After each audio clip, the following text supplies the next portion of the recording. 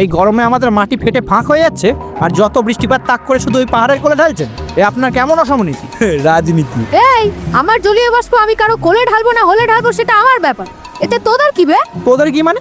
জলীয় বাষ্পের জলটা তো আমাদের জলাশয় থেকেই নিচ্ছেন। তো মাটি লাগা জলাশয়ের জলটা কি তোর বাবা ভরে নাকি চোরাই জলের কল দিয়ে ওগুলো ভরিস? আর আমার পিছন দিয়ে কি তাপ বেরোয় যে আমি জল বাষ্প করবো?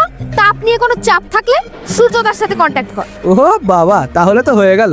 আমার একটা বন্ধু সূর্যদার একটু বেশি কন্টাক্টে চলে এসেছিল। এখন সে পৃথিবীর বৃহত্তম মরুভূমি সাহারা। হ্যাঁ তাহলে দেখ, সাহারা হবি না বেসাহারা হয়েই থাকবি। আর এখানে এই গরমে আমি কি ঘনীভূত হতে পারছি না।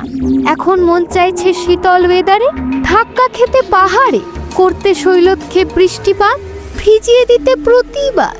উফ, ফার্স্ট ক্লাস। উফ, পুরো 18+। ফার্স্ট ক্লাস তো লাগবেই। উঁচু ভূমি, আবার পর্বতের ছেলে, তেলা মাথায় তেল দেয়া আর কি। ভাই, ওটা ভেজা মাথায় জল দেওয়া হবে না? চুকার, আর একটা কথা বললে মুখে বাজ মেরে দেবো। হ্যাঁ, সেটা অন্তত করুন না, অন্তত বৃষ্টিপাত তো হবে। কিন্তু যে গড় যায় সে তো বর্ষায় না। বর্ষায় ডুবিয়ে মারবো তোকে মালো।